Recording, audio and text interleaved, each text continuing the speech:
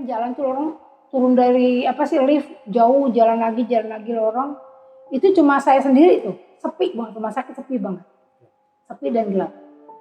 Cuma lampu-lampu lorong rumah sakit. Saya jalan dari jauh, saya lihat ada orang laki-laki jalan.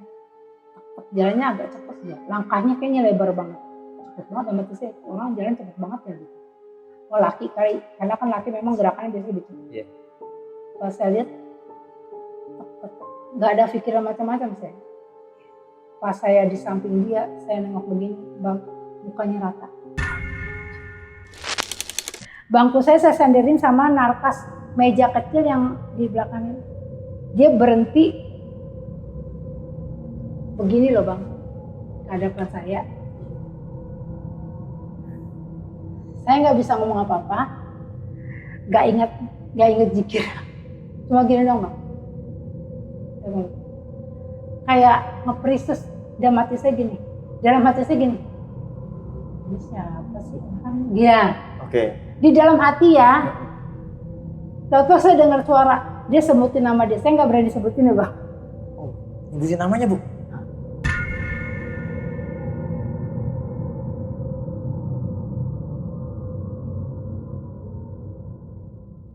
Assalamualaikum warahmatullahi wabarakatuh. Balik lagi bareng gue Ibnu di Timun Misteri. Nah, di video kali ini gue sudah bersama narasumber Ibu Ivan. Ibu Ivan ini mengalami kejadian horor ketika jaga pasien di rumah sakit besar yang ada di daerah Jakarta. Nah, seperti apa kisah horornya? Lebih baik kita sapa dan berkenalan sama narasumbernya. Ibu Ivan, apa kabar Ibu? Alhamdulillah baik. Sebelumnya terima kasih banyak nih Bu udah mau kesini nih dan sempat nungguin saya sebentar ya Bu ya. Iya. Tadi saya kondangan dulu Bu. Iya, ya mohon maaf ya Bu ya. Lat-lat dikit nih. Nah, Ibu, sebelumnya Ibu ini ngalamin kejadian horor ketika jaga pasien ya? Iya, jaga. Itu pasien siapa itu, Bu? Oh, ayah? Ayah saya. Tahun berapa ini, Bu? Tahun 1996 gitu. 96, berarti udah lama banget ya. Saya baru 6 tahun, Bu. Iya, baru 6 tahun ya 96. Iya, iya. Enggak. 96, saya kelahiran tahun 90, Bu. Oh iya ya, oh iya. Masih muda ya. Iya, saya masih muda, Bu. Masih lugu lah. Oke, Bu. Kejadian apa itu Bu? Kok sampai ini Ibu nih ngalamin kejadian horor di rumah sakit itu gitu? Jadi waktu itu ada pasien yang aneh banget. Satu ruangan sama Ibu? Iya. Oke. Ketika kehadirannya tuh langsung timbul kayak peristiwa horor yang saya alami. Oke. Jadi iya. Ini pasien dari luar berarti nih? Iya. Katanya dia itu dirawat ya Bu ya? Dirawat sama orang yang misterius gitu? Iya betul. Oke. Tapi tahan dulu ceritanya Bu. Oleh perempuan misterius. Dalam beberapa malam tuh saya temuin. Oke. Penasaran kan kita Bu nih. Tapi tahan dulu ceritanya Bu ya. Iya. Nah buat teman-teman nih, sebelum masuk ke ceritanya, jangan lupa nih bantu channel Timun Misteri dengan cara subscribe, like, komen, dan share. Biar gue bisa semangat lagi menghadirkan narasumber-narasumber yang mempunyai kisah horor yang epik-epik seperti dialami sama Ibu Ivan. Dan juga buat kalian semua yang mau jadi narasumber duduk bareng gue seperti Ibu Ivan di sini bisa banget nih. Langsung aja kalian kirim cerita misteri kalian ke nomor WhatsApp ataupun DM ke Instagram yang gue cantumin di sini. Nanti ada tim gue yang nge-follow up dari cerita-cerita kalian. Oke, kiranya nggak banyak basa-basi nih. Langsung aja nih kita dengar cerita horornya Ibu Ivan.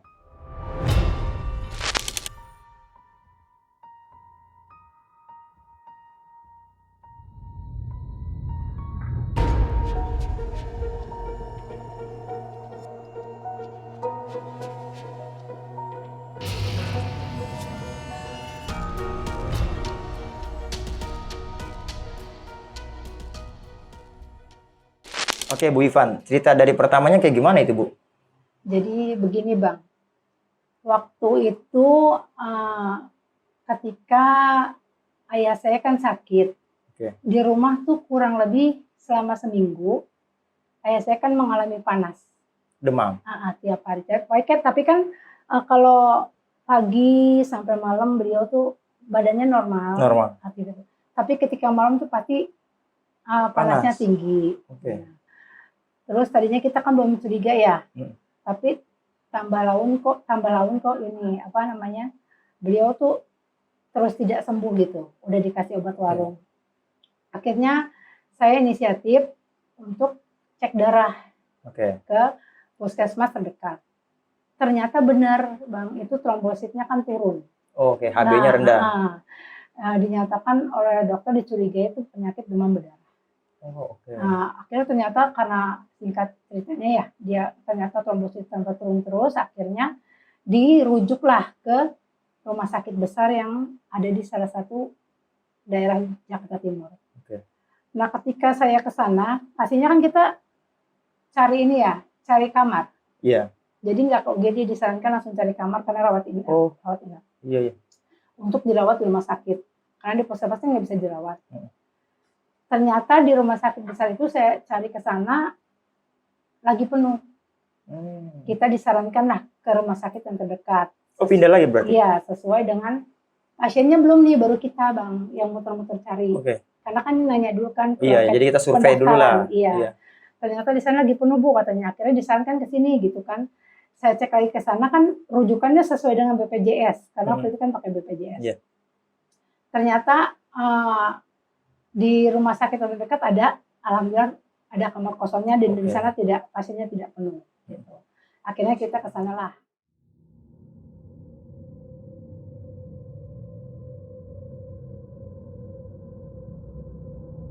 Masih di daerah Jakarta Timur juga rumah sakitnya. Nah, ketika ayah saya masuk, waktu itu ada di lantai 2, dapat kamarnya. Kamarnya itu jadinya di kelas 3 ya Bang ya. Jadi kelas 3. Jadi ruangannya tuh saya kasih tahu dulu. Masuk sebelah kanan tuh kamar mandi. Ya kan? Terus ada bed pasien 4, sini 2, sini 2. Jadi hadap-hadapan gitu. Jadi satu kamar itu 4. Di sininya jendela, di tengah-tengahnya pintu, itu keluarnya ada semacam teras kecil. Di situ ada jemuran kecil untuk ngejemur-jemur handuk atau apa di teras kecil.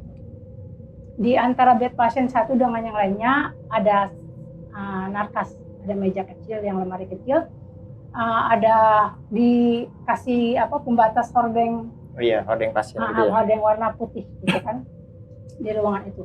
Kebetulan ayah saya dapat yang masuk sebelah kanan paling pojok dekat jendela. Nah, pada saat itu pasiennya ada 3 orang. Jadi yang dekat kamar mandi sini kosong. Saya ingat banget kaki tempat tidurnya itu hampir patah. Oh, oke. Sepertinya udah karatan dan belum diganti. Terus kayaknya udah lama itu. Sedang kalau kata perawatnya sedang menunggu karena nanti mau diganti. Jadi itu kosong. Sebelah ayah saya, sebelah sini. Ayah saya tuh dekat jendela. Sedang sebelah sini ada 2 pasien. Yang satu itu ibu yang kalau nggak salah itu, jadi suami istri yang di sini, istrinya itu sakit, kalau nggak salah sakit tipes. Dijaga sama suaminya. Yang sebelah sini sakit, kalau nggak salah itu kanker payudara, tapi sudah selesai operasi. Oh, pemulihan. Iya. Nah, ayah saya itu waktu itu karena saya cari dari pagi, akhirnya masuk ke situ sore.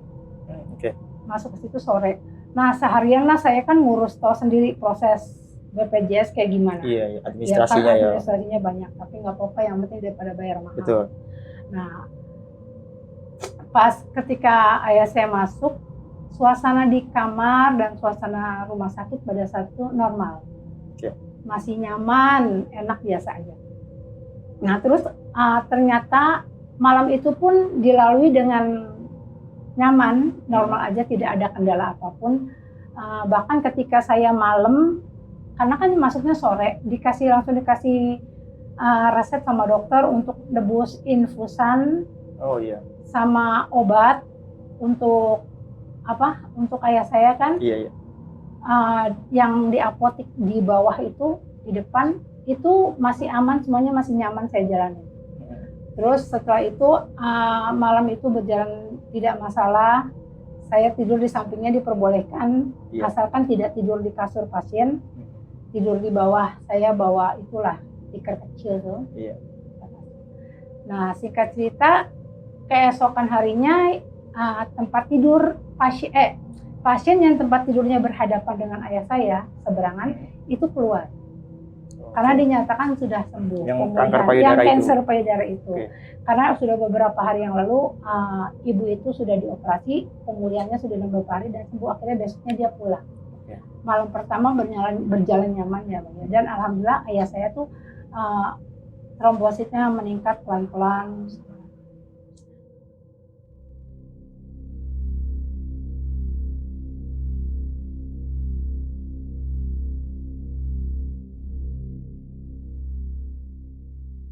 Nah, ketika memasuki malam kedua selepas maghrib, itu ada pasien masuk.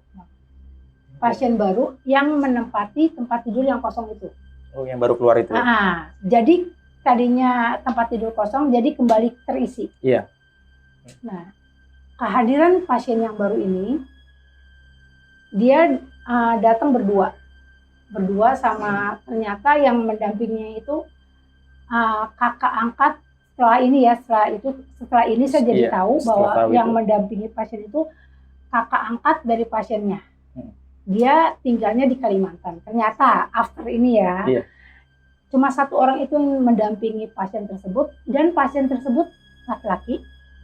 Semenjak datang itu seperti orang pingsan. Nggak sadarkan diri? Tidak sadarkan diri. Diantar oleh satu orang perawat sama saudaranya itu masuk ke ruang. Dari pertama saya lihat dia pasien tersebut bapak-bapak ya, separuh baya, itu tidak sadarkan diri.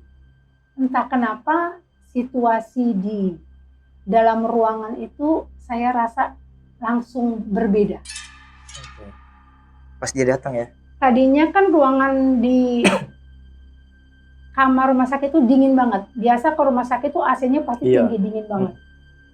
Tapi ketika pasien tersebut masuk, mulai saya merasa sumuk.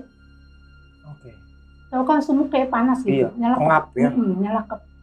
Kayak cuaca hujan gak jadi. Iya, pengap ya. Sedangkan saya ceritakan dulu, pasien yang berada di samping pasien yang baru masuk ini, ibu yang sakit tipes ini, suaminya itu kerjanya sebagai security kalau nggak salah. Setelah saya ngobrol ya, saya ingat saya. Jadi dia nggak pernah dijaga malam. Oh, nggak dijagain sendiri berarti? Jadi kalau malam itu ibu itu selalu tutup hordeng. Oh iya. Kalau yang pasien yang baru masuk itu nggak pernah ditutup. Jadi selalu berhadapan dengan pasien bapak. Dengan ayah bapak, iya dengan saya. Saya kan dulu ke samping tempat tidur ayah saya ini saya gitu kan ya. Saya juga tadinya suka saya tutup hordengnya, tapi semenjak dia masuk kok jadi ngap ya. Saya buka tuh. Saya buka walaupun tidak buka full, buka setengah gini. Saya kan pasti kita kan orang baru pasti ngobrol ya, masa kita kan nggak mungkin kan bertemu sapa. Saya habis ayah saya udah selesai makan malam, saya rapiin semuanya, selimutnya apa, terus handuknya saya jemur ke depan sama handuk kecil yang buat beliau tuh bukanya apa. Saya jemur, abis jemur saya nyapa Pak gitu kan, kenalan sama bapak itu. Ternyata pakai nama ini ya, bapak itu namanya siapa, Pak Tony ya, kita sebutnya Pak Tony ya, disamarkan Pak Tony. Jadi ternyata beliau itu seperti yang saya katakan tadi, saya kan tanya Pak, siapa yang sakit Pak, saya bilang gitu. Oh ini adik saya Bu, kata dia gitu. Oh adiknya sakit apa? Gak tahu Bu, kata dia gitu. Aku nggak tahu, kata saya gitu. Iya soalnya ketika dari rumah, saya juga baru datang dari Kalimantan. Saya tuh tinggal di Kalimantan sama keluarga saya. Saya ini kakak angkatnya aja sama beliau. Jadi bukan kakak kandung. Ketika saya datang ke rumah beliau tuh udah jerit-jerit terus katanya.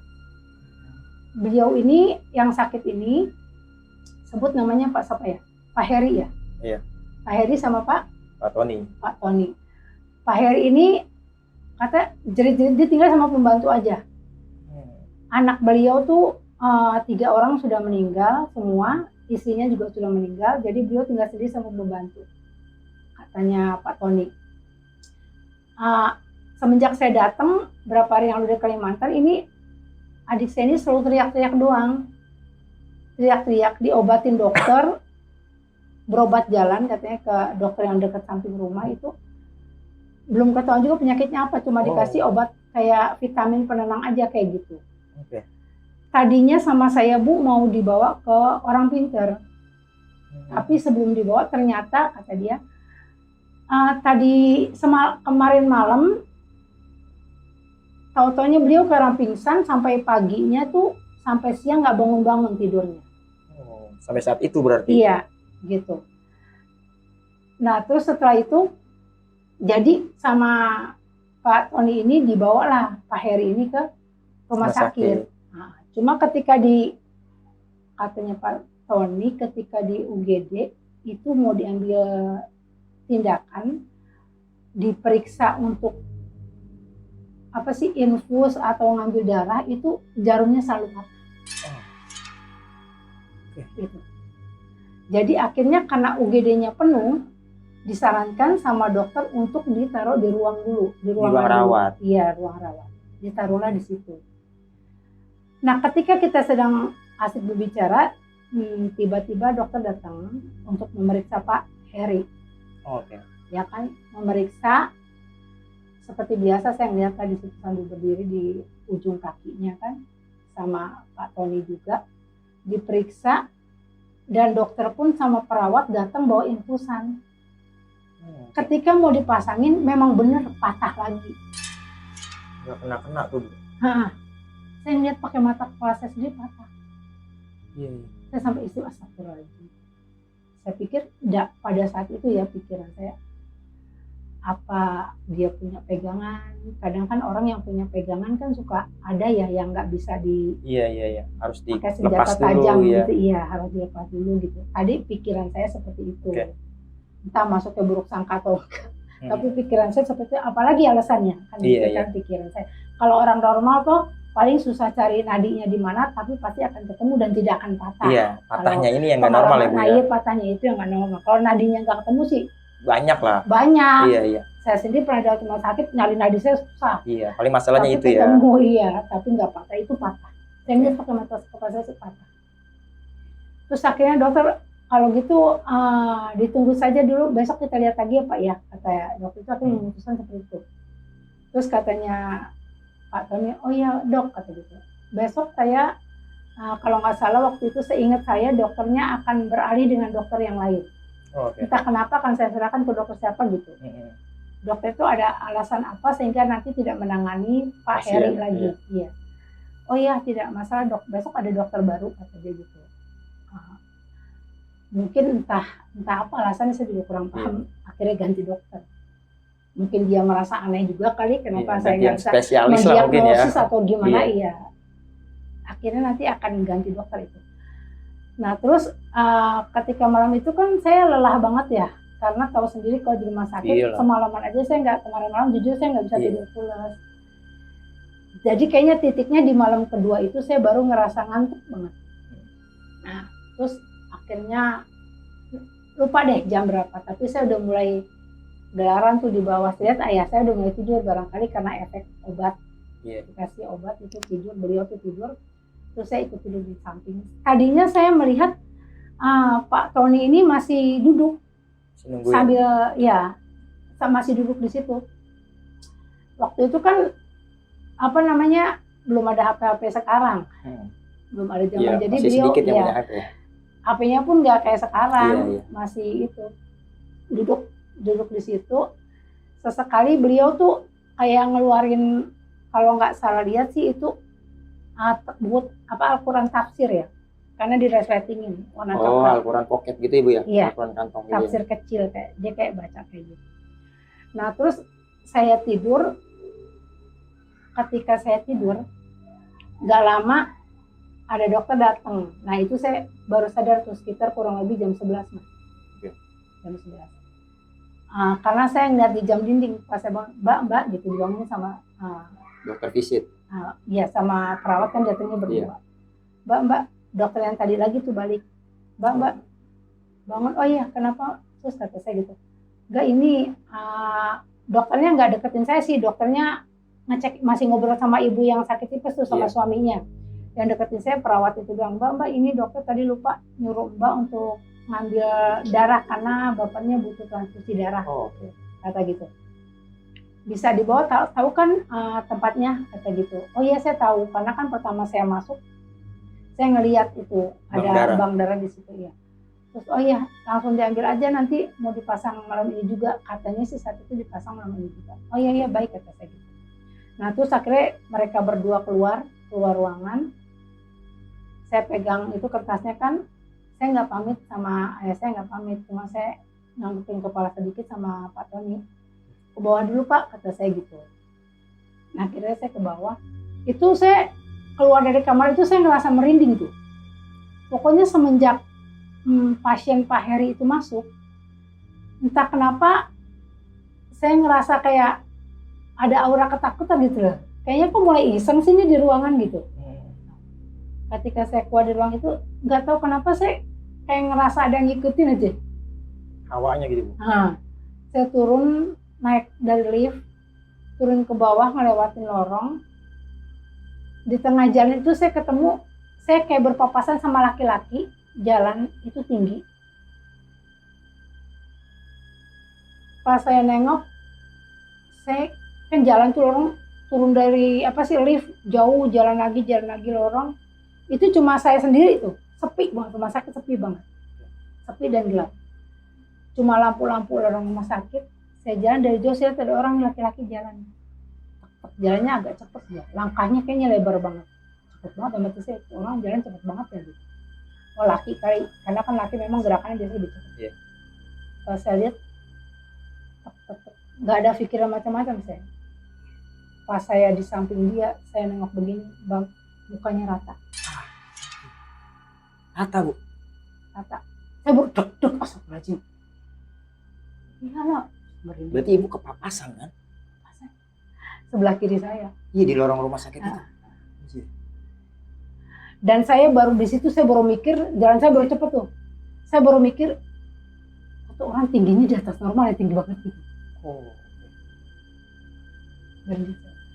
Tinggi banget. Nah saya langsung lari tuh, dari situ saya merasa takut tuh, terus aja langsung. Saya cepet, pas saya nengok bener orangnya nggak ada di belakang. Oh, nggak ada? Nggak ada orang. Berarti bener bukan manusia ya, Bu ya? Nah saya jalan cepet tuh ke Bangdara, saya dari situ udah perasaan udah nggak enak. Kok di rumah sakit jadi gini gitu. Oke. Malam pertama itu nggak kenapa-napa nih, malam kedua saya tadi belum sadar, gara-gara mungkin efeknya gara-gara kehadiran pasien itu saya belum kepikiran. Iya.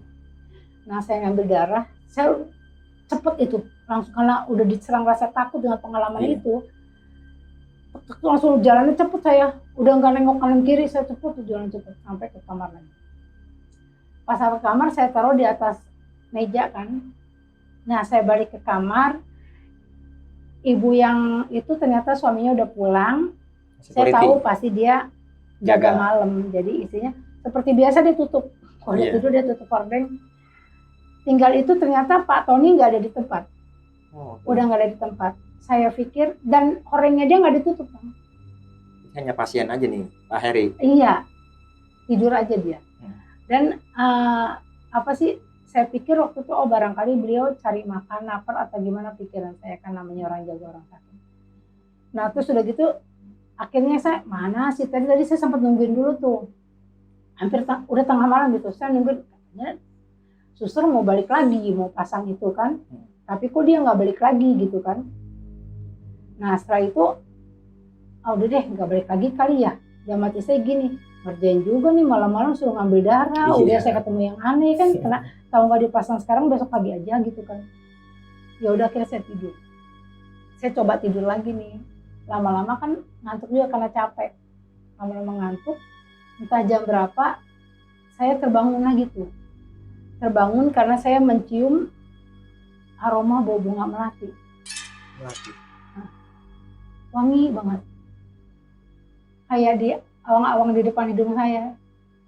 Saya jadi begini tuh. Rayap-rayap. Bau apa sih? Wangi banget itu. Wangi. Tadi saya nggak nalar bau bunga melati, wangi banget. Saya ngintip begini nih. Jadi kan tengah ngantuk ya. Malas buka mata. Saya ngintip begini. Saya ngelihat. Itu di tempat duduk yang, ini kan di kaki. Jadi kan di kakinya, di kaki tempat tidur itu kan ada kursi satu yang untuk jaga, yang tadinya Pak Tony dudukin untuk jaga Pak Heri. Itu saya ngelihat dalam samar-samar mata saya, Bang, itu ada seorang perempuan lagi duduk, pakai kebaya warna hijau, disanggul satu pakai kain jari, duduk begini, merinding saya. Dan kayak, tahu nggak Bang, saya waktu itu karena ngantuk banget, jadi saya nggak kepikiran macam-macam. Oke. Saat itu saya Dia kayak ngeliat begini loh, mukanya kayak ke arah muka saya ngeliatin. Natap ke ibu. Tapi kan saya ngantuk ya, sama saya gini. Saya pikir apa saudaranya dia gitu. Oke. Ya kan? Apa siapa saya nggak tahu, oh gantian kali ini dalam batin saya gantian nih jaga sama Pak Tony. Saya pikir begitu. Ya udah saya tidur lagi kan.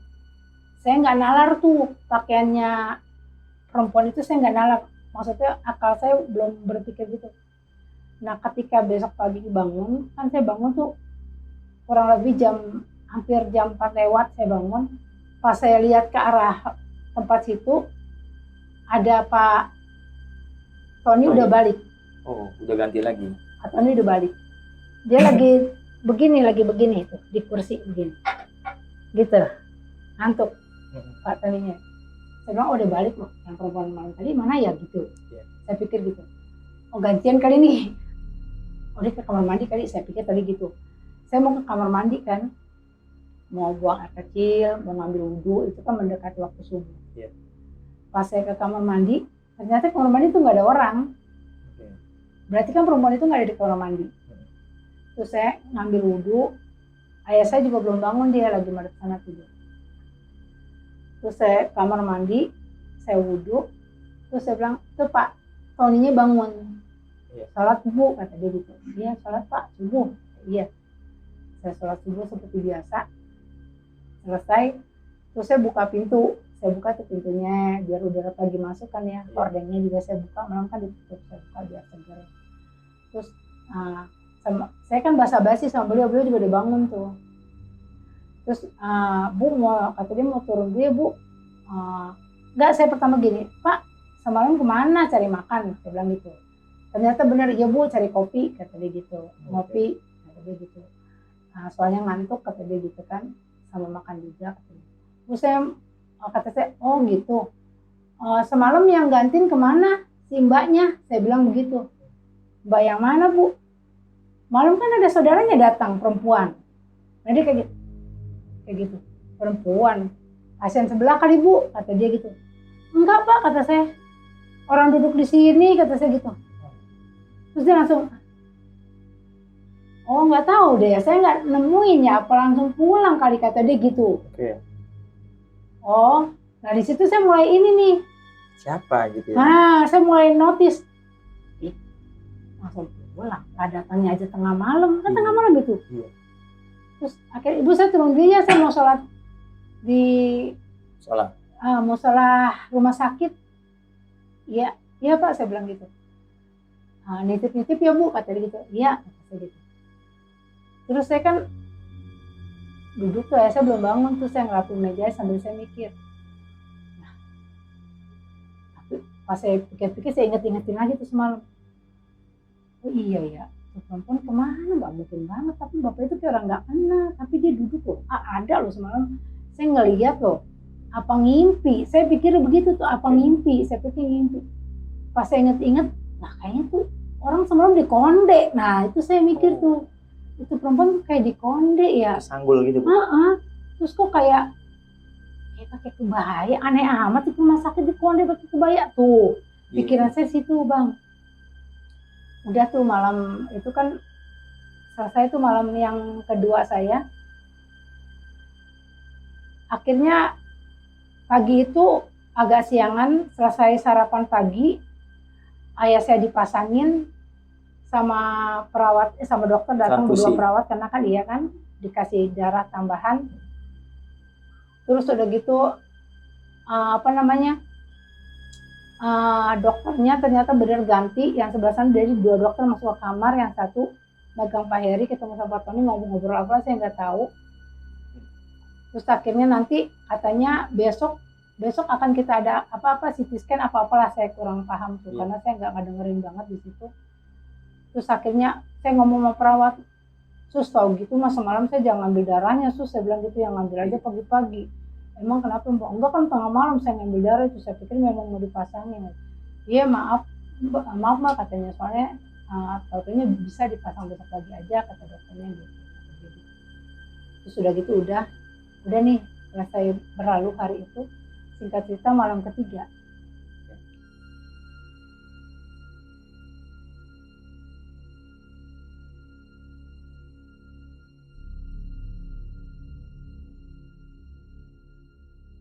ketika itu abis Isya, azan Isya, saya sholat Isya, saya sholat di situ terus. Karena ayah saya nggak mau ditinggal. Oke. Entah kenapa ayah saya nggak mau ditinggal itu. Padahal malam pertama ayah saya boleh loh kalau saya mau sholat di musola. Dia ngerasain juga barangkali. Pas malam, pokoknya kan sholat di sini aja kata ayah saya gitu. Semenjak itu tuh ada pas itu begitu. Terus udah gitu, pas malam ketiga saya selesai sholat Isya, Pak Toninya juga keluar. Dia bilang mau sholat ke musola sekalian cari makan. Udah gitu, selesai itu saya masih ngobrol tuh sama ibu yang sakit tipes. Saya duduk di tempat duduk ibu itu sambil ngobrol. Karena suaminya malam itu mau datang. Sama ibu ngobrol lah macam-macam, kok nggak datang ininya. Besok katanya mak saya mau datang katanya. Soalnya mak saya dari Sukabumi apalah dulu sempat pada nengokin. Karena di sini nggak ada saudara, pantesan dia berdua doang sama suaminya ngobrol macam-macam. Nggak kerasa malam dia kan tidur istirahat. Udah. Pas saya malam saya duduk di samping ayah saya, entah kenapa malam itu saya nggak bisa tidur sama sekali. Mata saya nggak ngantuk sama sekali bang, nggak ngantuk sama sekali. Saya di situ, saya kan orangnya senang baca buku. Malam itu waktu itu masalah jam menjelang tengah malam juga. Jam 11:30-an saya baca buku. Lagi baca buku, tiba-tiba tuh aroma yang sama datang lagi bang ke ruangan itu. Mati.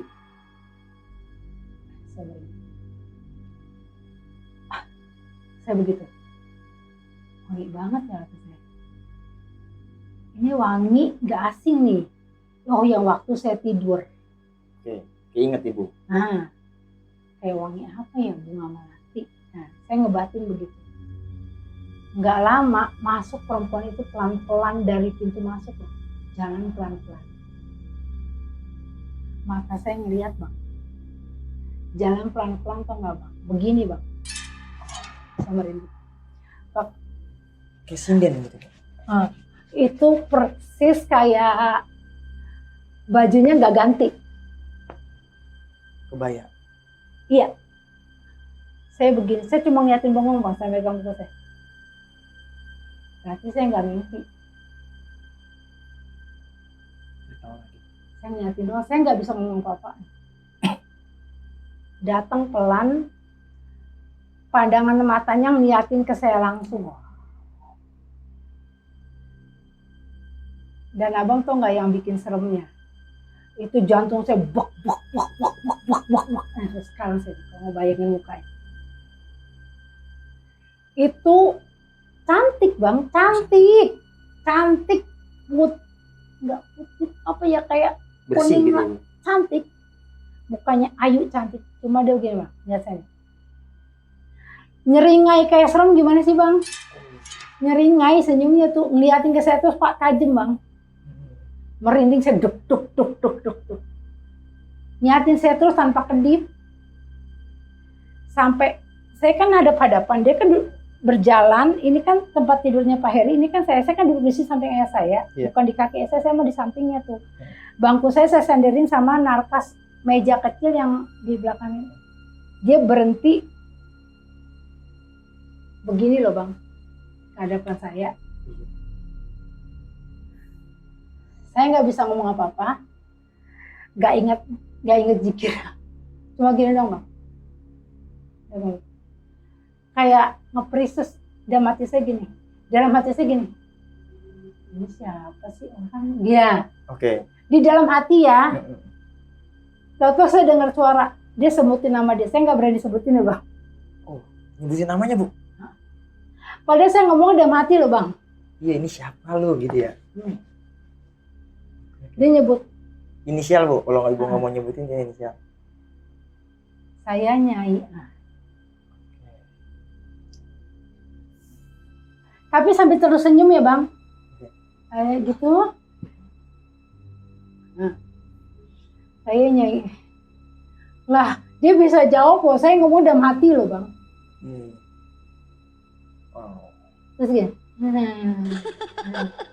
panjang bang. Nyeringai gitu. Ketawa bang ada suaranya, panjang. Abis nyebutin nama dia. Terus bu, Terus dia jalan, kan dia begini bang, muter. Iya.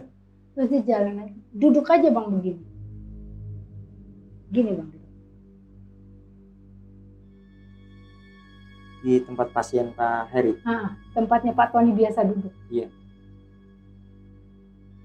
Terus habis gitu saya ketakutan setengah mati itu bang.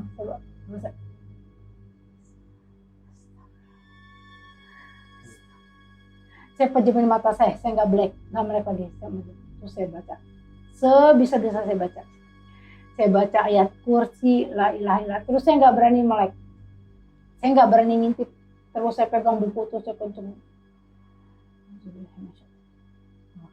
Tapi saya nggak keluar nafas bang, di dalam hati doang mampunya. Entah berapa lama itu, entah berapa lama. Pas saya melek, udah nggak ada. Malam ketiga, berarti saya nggak ngimpi. Nggak lama Pak Tony-nya balik. Pak Tony-nya balik. Kayaknya dia juga seakan nggak betah di ruangan itu bang. Oh Pak Tony-nya? Seakan dia nggak betah di ruangan itu. Oh udah balik Pak. Saya pertama ngeliatin dia dulu bang. Bener orang kan nih, gitu kan ya. Oh bener sih Pak Tony. Balik Pak. Ya Bu. Nggak ngantuk Bu, enggak saya kan nggak bisa tidur kayaknya bang. Pak saya bilang gitu kan, saya bilang sama saya juga nggak bisa tidur kata dia gitu. Saat itu saya nggak berani cerita, tadinya saya mau cerita, kayaknya maksudnya ada yang salah nih. Iya, ada yang aneh soalnya ya. Kok pasien Pak Heri ini saudaranya Bapak, saya mau ngomong kayak gitu, kok dia ditungguin sama perempuan yang mengerikan gitu, cantik tapi mengerikan gitu. Saya mau cerita, tapi malam itu saya nggak terucapkan satu kata pun. Akhirnya saya nggak ngomong apa-apa sama Pak Tony, cuma saya akan ngomong, saya janji akan ngomong sama beliau nih, biar beliau tahu nih, kayaknya bakal, maksudnya kayaknya bakal ada ininya deh. Ada sesuatu gitu. Kalau saya ceritain kayaknya penting deh kok, sampai penyakitnya ini nggak sadar-sadar gitu. Iya. Akhirnya saya tidur samping EC, saya nggak tidur gelaran tuh, saya langsung tidur begini aja dekat samping EC, dekat kasur. Tidur nggak tidur gitu.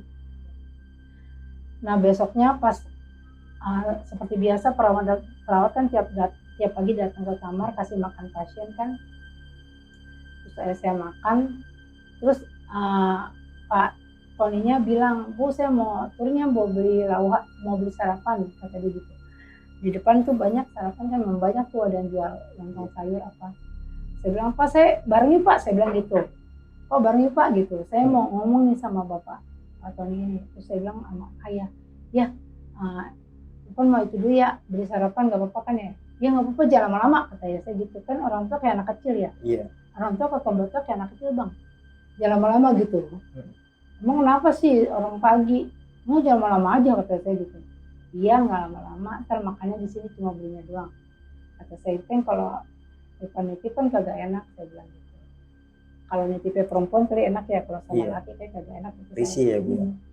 Oh bareng Pak, saya bilang, oh iya bareng ya Bu. Pas bareng jalan saya ngomong deh, saya ceritain. Dan mati saya, terserah deh dia mau percaya mau enggak ya. Mau ngatain saya gila juga bodo amat, ini ada something yang salah nih. Saya bilang gitu. Ya kan, kadang kan kalau kita mengalami hal begitu gaib kan orang ada yang percaya apa yang skeptis mah, bilangnya kita aneh ya. Ini orang aneh nih ibu nih kenal kagak nih gitu kan. Ada yang kayak tapi gitu. Saya, tapi saya bodo amat jam saat itu karena kan saya ikut ngerasain. Saya ngerasain maksudnya daripada besok ntar malam dia datang lagi. Saya bawa pulang juga ya saya dan mati saya gitu. Datang lagi. Berapa nih urusan? Baru kenalan nama ya, selanjutnya kenalan apa loh. Pas itu saya ceritain aja ya. Rocos saja saya ceritain tuh ya. Dengan ketakutan, sebenarnya saya takut. Tahu nggak bang, bayangannya saya takut itu perempuan itu ngikutin, ngerti gak sih, dengerin saya ini ngomongin saya nih, takutnya gitu pengaduan, saya takut begitu loh. Ya maksudnya takutnya dia nggak nerima diadu-aduin. Kenapa gini Pak, gini.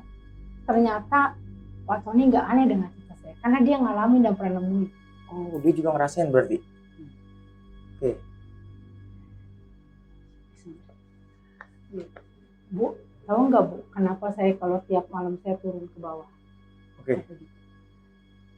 Karena waktu saya di rumah adik saya ini, itu saya ngeliat perempuan itu jagain adik saya di kamarnya.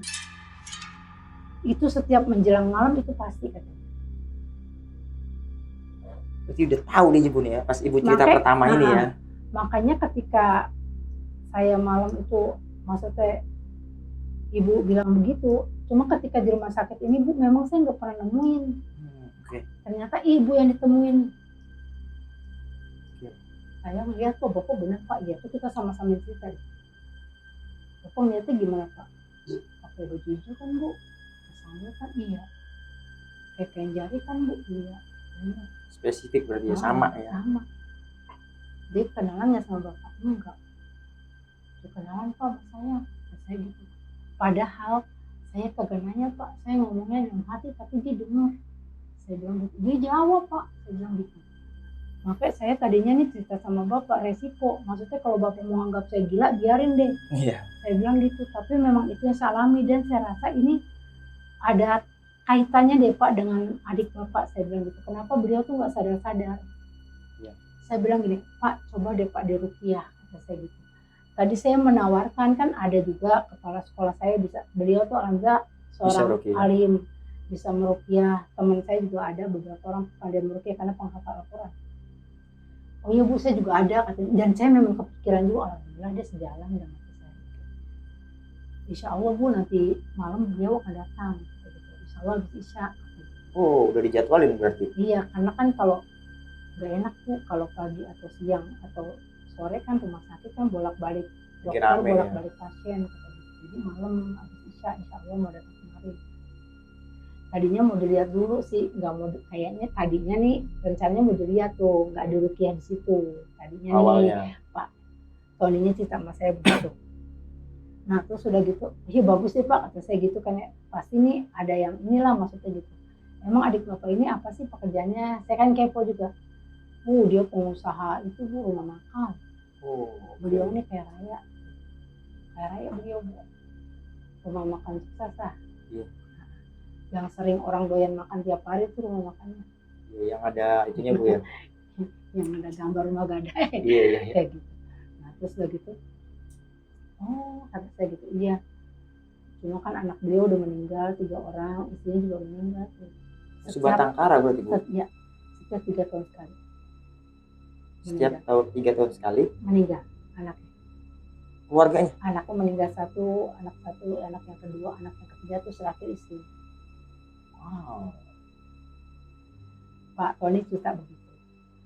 Terus udah gitu, udah singkat cerita saya ngerasa tenang juga ya, karena kan ternyata beliau bisa menerima dengan positif. Iya, Ibu nggak dikata halu ya. Iya, nggak dikata orang benar.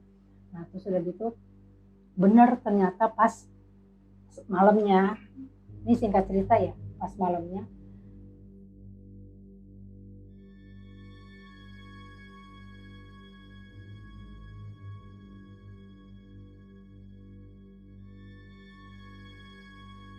selesai sholat Isya, lewatlah setengah jaman, barangkali Pak Ustadz sholat juga dulu kan. Iya.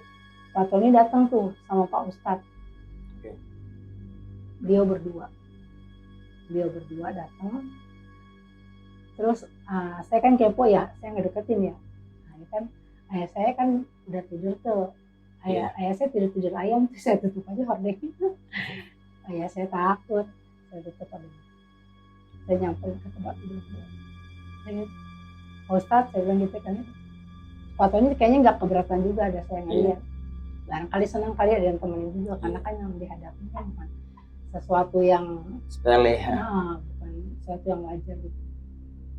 Terus Pak Ustadz dari pertama lihat aja beliau udah ini, maksudnya, wah Pak ini sih benar Pak, sepertinya dugaan kita. Terus sama Pak Ustadz beliau langsung baca ayat ruqyah. Beliau langsung megang itu apa, bagian dada si pasien. Bagian dadanya. Enggak, pertama gini dulu, ini mau dia bawa pulang kapan? Bagian dada dibacain, terus pas ketika dibaca bacaan ayat Quran cukup beberapa menit, ayat-ayat ruqyah, itu pasiennya ngereng. Tadinya kan tidur aja tuh Bang. Gitu. Ngerespon berarti? Ngerespon. tapi matanya merem, cuma mulutnya kebuka gitu kayak binatang. Terus katanya Pak Ustadz berhenti, ngangkat tangannya, ini saya ingat-ingat ya, ngangkat tangannya terus ngobrol sama Pak Tony. Pak, beliau kapan mau pulang? Kata Pak Ustadz gitu. Namanya kenapa Pak Ustadz? Kita lanjutkan di rumah aja ya, kata Pak Ustadz gitu. Terus, wah nggak tahu pulangnya kapan Pak Ustadz, soalnya dokter masih melakukan pemeriksaan terus, kata Pak Tony. Karena belum diketahui penyakitnya apa, gitu kan. Rencananya besok kalau nggak salah mau CT scan atau apalah. Terus akhirnya nggak bisa dipulangin besok, kata Pak Ustadz gitu. Nanti coba saya konsultasi sama dokter. Nah ketika mereka sedang ngobrol begitu, tiba-tiba Pak Heri bangun, duduk, melotot bang begini. Ketawa lembut perempuan. Wow. Gitu. Melek bang, ngelihat ke arah Pak Ustadznya. Bilang gitu, ada orang pintar. Saya ingat banget dia ngomong gitu. Ada orang pintar. Saya mau kabur, tapi saya penasaran, ngerti nggak sih bang? Iya. Mau kabur, tapi saya penasaran. Dalam hati saya, lah ada Pak Ustadz lah, aman dah mati. Iya. Tapi saya penasaran gimana. Saya takut, jadi saya tetap aja di situ nggak. Oke. Gitu. Terus lihat ke saya lah kayak orang kenalin. Iya. Terus dia nyebut nama saya lagi. Kenalkan sama Nyai. Dia ngenalin lagi. Ngomong ke saya. Iya. Saya tutup hordeng separuh bang. Saya gemeteran tapi saya penasaran gimana sih bang. Berarti Terus si sosok itu masukin ke Pak Heri ini ya? Pak Ustadz nggak jadi. Pak Ustadz tadinya kan dia habis ngobrol itu mau pulang. Tadi mau ngurukiah di rumah, itu rencananya. Beliau mau pulang, setelah itu cuma ngecek kayaknya. Terus beliau ngelatakin tangannya lagi tuh. Tapi kali ini pegangnya di jempol. Jempol kaki. Oh kaki. Nah, siapa? Dia nyebut lagi. Nyebut nama dia. Nyai itu. Nadanya tuh bangga. Aku bangga. Nadanya bangga. Oke. Tahu kan orang nada bangga. Iya. Misal Lantang gitu. nama saya bang ini gitu. Oke. Nah nadanya. Saya nggak boleh nyebut nama bang. Saya masih inget namanya itu. Iya, Bu, nggak usah disebut dulu. Terus begitu. Oh iya, assalamualaikum warahmatullahi wabarakatuh. Terus gini, gitu. Oh nggak ngejawab. Gitu ya. Dikasih salam, nggak usah ikut campur. Lembut ngomongnya bang.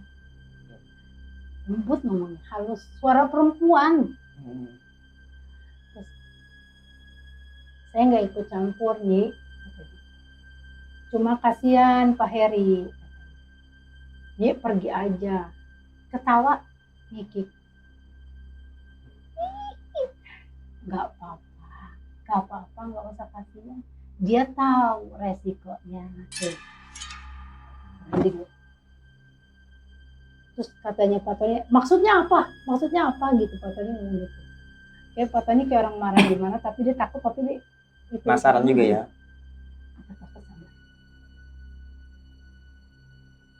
Sudah perjanjian sama saya.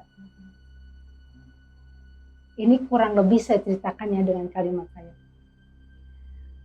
Katanya tuh, kan dari mulai anaknya yang paling besar sudah jadi milik saya. Wow. Berikutnya yang nomor 2, 3, yang merinding lalu istrinya gitu. Per 3 tahun kan Bu ya? Termasuk istrinya ya. Tumbal terakhir. Tidak ada lagi. Dia terakhir. Wow. Ini kan? Jangan begitu nih. Manusia biar bagaimanapun tuh Pak Ustadz bilang lebih mulia daripada makhluk ciptaan Allah SWT yang lainnya. Lepaskanlah dia. jalan-jalan. Lembut kayak perempuan sikapnya Bang. Lembut, santun gitu, lembut banget. Ngomongnya juga lembut, gak teriak-teriak. Ketawanya pun jangan ngikut-ikutan, agak Iya, ngikut ayu lah Bu ngeri ya. tapi iya. Gak bisa. Ya kalau gitu meninggalkanlah beliau dengan wajar. Kalau memang sudah waktunya kata Pak Ustadz. Oke. Jangan begini, ini namanya menyiksa.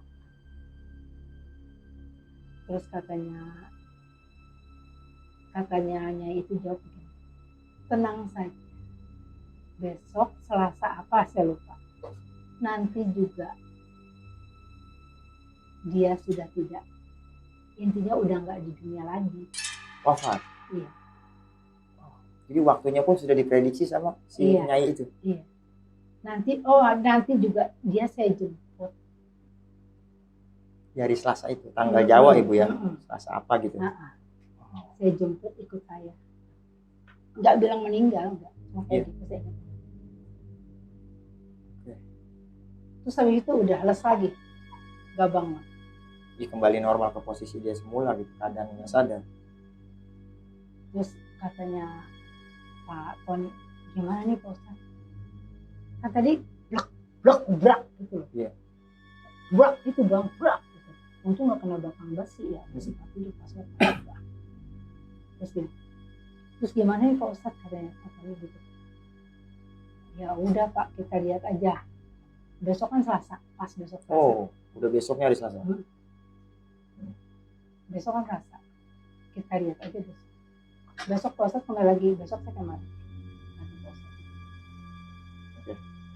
Paling kapan Pak Ustadz? Paling habis Isya lagi. Semalaman ini tolong Pak Tony baca surat Yasin. Jangan putus. Kata Pak Tony, Pak Ustadz nggak bisa di sini Pak Ustadz. Maaf Pak Tony nggak bisa karena saya ada janji lagi.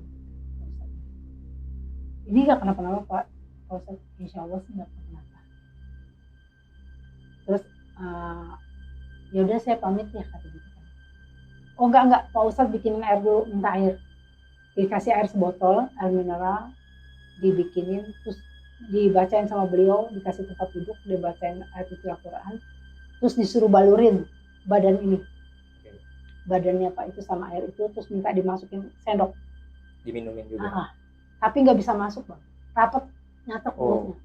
Ngancing gitu. Iya, nggak bisa dibuka, dipaksa digituin nggak bisa kebuka, nyatok, nggak mau masuk. Ini setelah Pak Ustadz pulang ya, baru dilakuin. Saya ngelihat itu Pak Tony masuk nggak bisa nyatok, terus akhirnya masuk nggak Pak? Saya bilang gitu kan, ini Pak tuh pulang nih, masuk nggak Pak? Nggak bisa Bu, saya nggak berani lagi Bu, masukin ini Pak, jangan saya jadi kayak gitu. Jadi takut ya Bu ya? Gimana? Masa kita gituin, itu nggak mungkin. Terus udah gitu gini. Terus duduk kan Pak Tony, saya kan jadi nggak enak ya, masa saya tinggalin. Saya jadi ambil kursi, jadi gabung duduk di tengah dia ya. Kan nggak mungkin saya tinggal sendiri, kasihan. Iya. Terus saya bilang, oh begitu ya saya. Pantesan Bu, saya tuh curiga juga sebenarnya sama jadi ngomongin saudara nggak enak tadi. Iya. Ya nggak ngomongin sih Pak, sebenarnya kan saya juga udah tahu, saya bilang. Terakhir pada pantesan beliau, dia tuh ngotot, adik saya ini tuh ngotot banget pengen nikah lagi. Ngotot banget pengen nikah lagi. Waktu itu saya sempat memperkenalkan adik saya ini sama perempuan, apa sih, saudara istri saya dari Kalimantan. Anaknya pakai jilbab gitu. Entah kenapa nggak jadi, nggak mau. Jadi pokoknya setiap nikah tuh ada kali kurang lebih 3 kali tuh nggak jadi terus. Gak lama begini. Yang nggak mau ini dari pihak pokoknya ada aja Pak gagalnya gitu. Gagalnya ada aja. Ada aja gitu. Ada aja gagalnya. Entah dari perempuannya habis isi korototonya mental gitu kan, entah. Pokoknya ada aja gagalnya, nggak spesifikasi ngasih tahu saya. Cuma nggak jadi gitu. Jadi nggak jadi dulu. Akhirnya nggak jadi dia toto keburu begini. Iya. Tadi barangkali ya kalau pemikiran saya nih, pemikiran bodoh saya, barangkali beliau menikah kan jadi ada lagi tumbal selanjutnya walau alam bisa. Iya, berlanjut gitu. Jadi nggak ke dianya gitu maksudnya. Kayaknya seperti begitu.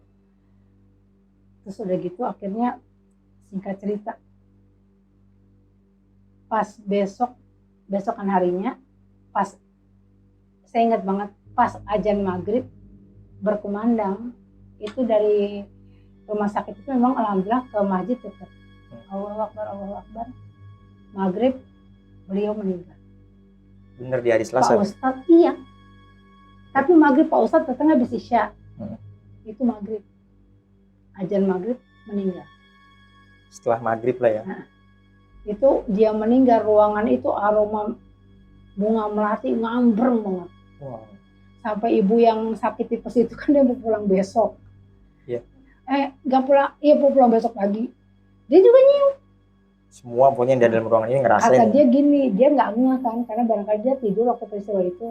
Nggak ngikutin lah deh ya. Kata dia gini, ini ahli surga nih katanya wanginya. Oh iya. Harum Persepsi gitu dia seperti itu ya. meninggalnya. Iya. Kata saya iya, kata Iya. saya gitu aja. Amin, Iya amin. ya, insya Allah kalau di surga akan wangi ya, saya gitu aja. Iya. Masa ya saya ceritain naik orang gitu kan, Iya. maksudnya kan kadang kan dia tahu dengan dia yang Iya. lihat ya. Kalau kita di sini kan tidak tahu orangnya yang Iya. membicarakan ya. Gitu. Singkat cerita ya beliau akhirnya besoknya Gua pulang. diurus untuk pulang meninggal jenazahnya ya. Ayah saya kira barengan pulangnya sama yang alhamdulillah sehat. Berarti di hari itu Kurang juga. lebih 5 hari ya. Di hari itu juga Besoknya ayahnya ibu iya. pulang. Iya dia pulang pagi, ayah saya pulang sore menjelang Sorenya. malam. Iya. Oke. Gokil banget ya ceritanya Bu. Serem. Sumpah berarti ya. Yang saya tangkap dari cerita Ibu berarti ini si Pak Tony ini ya. Kita sebutnya almarhum ya Bu ya. Pak Heri yang Pak Heri ya. meninggal. Almarhum Pak Heri ini berarti mengikuti pesugihan ya Bu. Yang perjanjian Iya. dengan makhluk goib. Kalau kita ambil kesimpulan dari Cerita ini ya berarti ya. Dia seorang pengusaha rumah makan yang ada di situ menunya salah satunya tunjang. Yang paling saya suka tuh Bu. Iya, Dia usaha itu, terus dia melakukan pesugihan atas dasar usahanya. Ya, terus itulah sebabnya ya. Keluarganya. Iya, sampai dari semua keluarganya tuh habis sampai Saya dia tuh nggak menjadi tahu tumbal pesugihan terakhir ya. apa yang mengorbankan keluarga per 3 tahun Oke. gitu. Mungkin nggak banyak Bu yang saya mau tanyain gitu karena Ibu juga cerita terlalu udah detail gitu. Udah bisa dipahami dari si ceritanya. Yang mau saya tanyain ini cuma satu Bu. Gimana kematian yang Ibu tahu ya? Maksudnya Ibu sempat sharing atau enggak di momen-momen ini gitu. Kalau jika Ibu tahu, Ibu kasih tahu lah. Bagaimana kematian orang-orang sebelumnya Bu? Anaknya, apakah kronologinya seperti sama gitu sama Pak Heri? Kalau itu saya nggak tahu ya. Nggak tahu. Cuma terakhir yang saya tahu tuh istrinya meninggal di tempat tidur. Oh, di tempat tidur. Katanya sih sakit jantung. Terakhir oke. gitu. Itu udah tahu anak-anaknya saya nggak tahu. Cuma, nah Pak Tony itu bilang gini, terakhir istrinya tuh meninggal sakit jantung. Waktu tempat tidur meninggal aja. Ya, pokoknya dari istrinya ini juga ada kecurigaan lah ya, selain penyakit jantung ya. Ya walau-walau. Iya, kita nggak tahu, pokoknya meninggalnya juga nggak wajar gitu. Iya.